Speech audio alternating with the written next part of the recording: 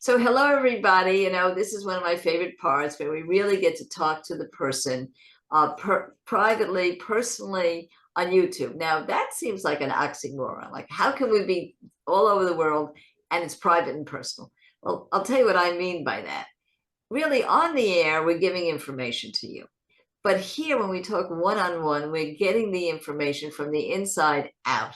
The person who really feels committed to what they are doing. And one of the people who I feel almost everyone I've interviewed is Marni Jameson. She's very committed in her own life and to her audience as a syndicated columnist and in her books to make sure that you reach inside yourself and where you're living is right-sized, hence the name of her book, Right Sizing. So thank you for staying on with us and getting a little intimate. Now, one of the things that everyone says is good aging comes down to the kitchen and the bathroom. So let's really talk about the kitchen and the bathroom and how you would design it to be contemporary and modern, but also really fit into the lifestyle of somebody who is, let's say, 60 plus, 70 plus. I'm 76, by the way, and I don't cook. I only have like supervised visitation with my stove. They do not allow me to go in without somebody with me. So my kitchen is the size of this, like a little, that's my. So, but not everyone's like me. So what would you do? What would you suggest to people who are moving to right size when they're a little older? So in the book, we talk about where you're going to live and then in what. And then the last part is with what, right? The contents of the house. And those are the three kingpins. Where in the world, literally the world, is your best place? In what kind of housing? And then once you find that right size house in the right size place, whether it's big or small on a lake or in a city, then don't junk it up with all the stuff that you have accumulated over your life, including all the kitchen gadgets that you've managed to use. So look at everything ruthlessly and pick, what have I used recently? What could I use? If you have a little apartment that can only have 4 people to dinner, why do you have 12 plates? So You said to China. Yeah, think about what is realistic for this place. Otherwise, you go out to dinner, right? Or you go meet at a club somewhere. So those are make sure the contents fit the house. So what's in it for kitchens? I think the current trend, and I do think regardless of where you are in your stage of life, you always need to be thinking about what the market wants, right? Because eventually you want to sell it. And you want to make sure you're up to date. So if your kitchen's 30 years old, probably it's going to be demolished by the next owner, and they want turnkey. So try to keep up. So it's light counters are what people want today. It is big islands. And if you the kitchens used to be out in the backyard and reserved for the sweaty people that never mixed with company, right? And then they slowly came in like the dogs, right, from the outside, and now they have custom beds and we have custom kitchens. But they have made, now it's the center of the house. It's where the action is. It's where the company comes together. It's where the party ends up and starts out. It's where this good stuff comes out of the oven. You don't want to miss any of that. So islands with seating are really big. So lighter colors, islands with seating, good light.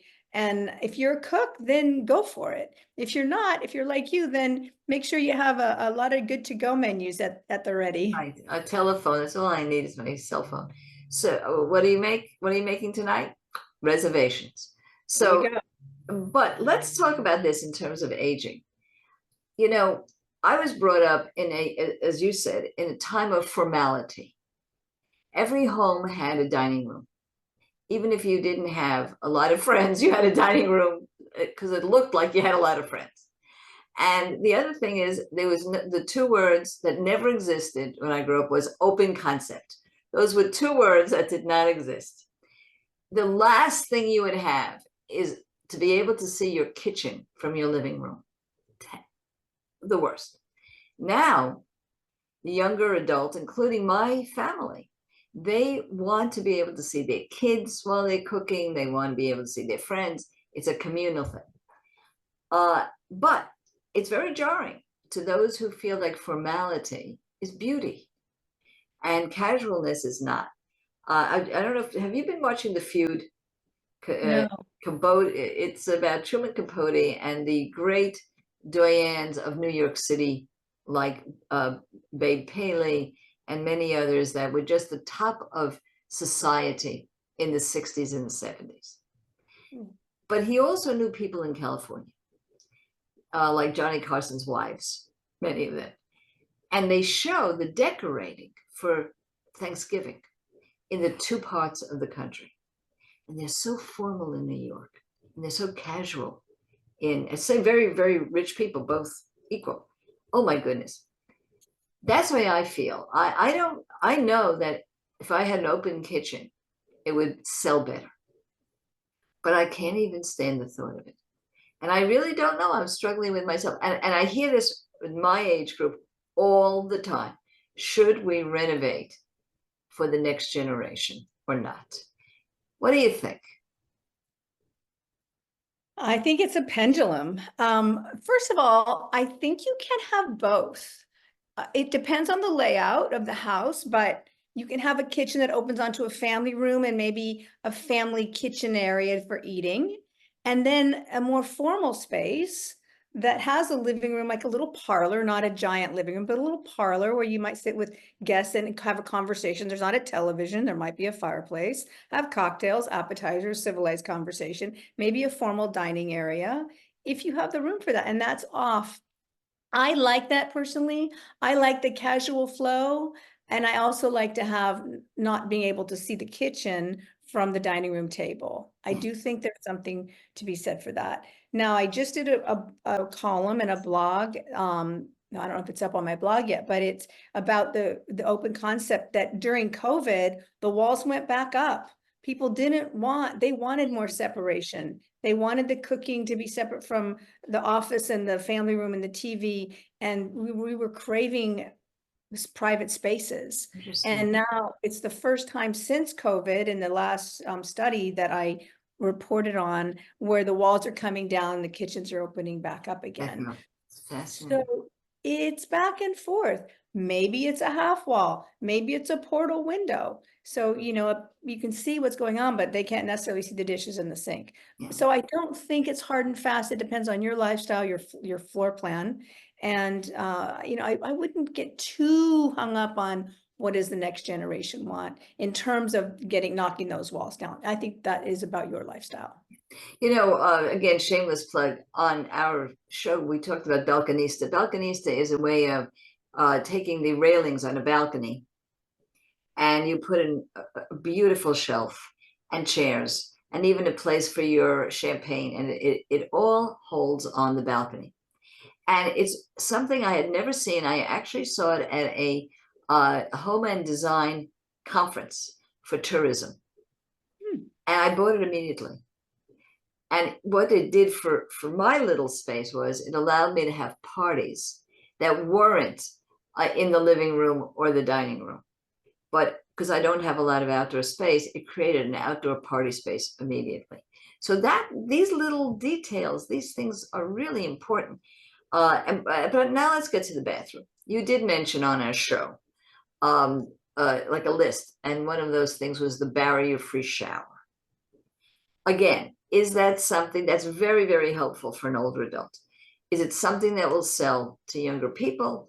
Or does it look to them like, gee, this is an accessible bathroom? What do you think in terms of trends? Well, absolutely. It can be designed to be gorgeous and not look like it's a handicap bathroom. That said, if you have to retrofit and rip out a tub and redo your shower, it's very expensive. So I don't know you'll get the money back from it. So it's a whether you get the return on investment is a question. But I do think if you're starting from scratch and you're building a new home, there's absolutely ways to enter a shower that is seamless and beautiful. And now finally, now we talk about beauty. You do have a lot of articles. Probably people ask you this a lot, which is what's the new color? What's the trending color? Are we neutral? Are we blue? Every day is a new color. I think that I don't remember which paint company does the color of the year award. It's usually like puce or something that nobody could ever use. It's like this, like, what do you think? Well, I do write about this a lot, and it's not just a company. It's PP&G, it's Bear, it's Farrow and Ball. All of them come out with their color of the year, and Sherwin-Williams. And I try to look at, wait till they all come out, or most of them, and see if there's a thread. And there's sometimes not, but when I do know, and I'm happy to report that gray has gone away. I've never been a fan, but that's okay. But I never fell into it. And that's, you know, colors come and go, and it'll probably come back again, but I'm not a fan. And warmer neutrals are definitely where we're moving. And we're also seeing lots of green. Green has come, especially coming out of COVID. It's a healing color. It's a color of balance, and it's holistic, and in various shades. I think that's going to have some staying power. So now, again, taking from what you had listed as some important issues in design and decorating, I'm going to call it age tech, because in my world, I'm in the world of successful aging. And I do a lot of conferences that have to do with technology and healthcare. We talk about it a lot. But the fact is, it also comes down to the home. One of the things you mentioned was have your plugs, particularly for hotels, I'm always crawling around on the floor. Just what you said, under the desk, trying to find the plug. I find the plug. The plug is black. This is black. I can't see it. So we do need technology. And I also need things like the ringer and safety and so on.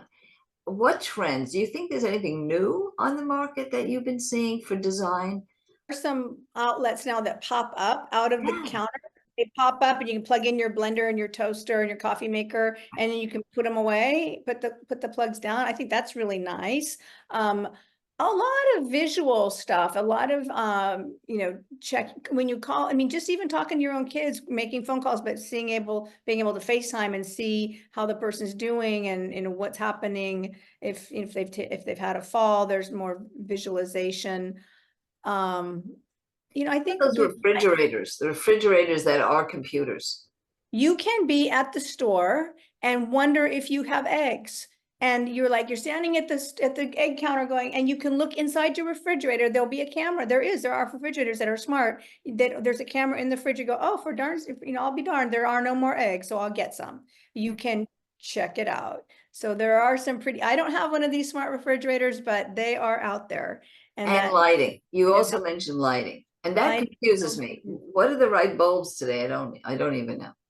I like 2700, and I think they need to match. Light temperature is super important to me. It drives me nuts when you have two lamps outside somebody's house, and one is blue and one is yellow. It's like, get them to match. And the whole house should match. And LEDs are the way to go. They've come so far, and also dimmable. I would say 60% of my lights are on dimmable switches. And if you put something down at 20%, you're only paying 20% of the electricity. It will save you money, but if you want bright, you got it. So go for it. You know, in the bathroom, I like it bright when I'm putting my makeup on in the morning, but I like it lower light level when I'm going to bed at night. So light levels are really nice, and LED will last a long time. They should, and they are now dimmable, and they have good color temperature. So I think getting the lighting right is really important. So now we go on to, this is very intimate. Sheets. So everybody's like a $500 bamboo sheets. I don't know. You tell me. Cotton, no bamboo, no polyester, my opinion. And there's a whole section on sheets, and there's kind of a whole thread count, you know, gig, which is it's often fraud. So how do you pick them? You have to decide if you like percale or sateen. I'm a percale girl. Some people like sateen. They're softer. They're a little bit more supple. They're a little warmer. Percale is crisp. But 100% cotton. I like white. I'm a purist. I like to know I've washed them in hot water. They're going to be clean. I can see any stains. I know they're going to be nice. Yeah, I'm fussy. I'm fussy about my sheets. There's a whole section. No, I know. That's why I told you it's going to be an intimate conversation. How do you get that on design when you talk about sheets? So last question, and then a half question. I can't even say and ask this question without already showing my prejudice. Okay. So my question is, what do you think of televisions above the fireplace? Hate them. But that's also a big deal. Well, it's hard to get around. Every room should have a focal point. And sometimes that focal point is the television, sadly. I'm not a television person. I honestly can't even turn my television on. There's a restraining order in my house against the TV remote because I just mess it up. So I like a view to be the focal point. I like a fireplace and a hearth to be a focal point. A fireplace, I know you have to do it, but television above the fireplace, first of all, there's a heat issue. I've had this arrangement before, and it's not super good for the electronics unless you're really fortified in between, but I get there's no way around it. But if you're a big football family, have the fireplace in the corner and the TV, orient the sofas around the television, and that place would have the hearth be secondary. But together it's fighting. It's a conflict. Yeah. I think the two And it's elements. also dark, and it also takes away, as you know, I like art, takes away for a place to put a gorgeous painting. When I was a kid, my mother had a television that was a corner, was a big, big cabinet, of course, because it was still tubes. People would come and fix your tubes, but it was a corner. And I've never seen that because now we have flat TVs. So nobody makes a piece of furniture except, a horizontal piece. That actually would work nicely, but no such thing. So here was my half question and my last question. What is the question that people ask you the most? Because you're really out there all the time and you're always doing a lot of media. What do you think people want to know the most from you? I get a lot of questions about decluttering Mm. and where do you start? That's probably, I want to declutter my house. I don't know where to start. Where do I start? And Right.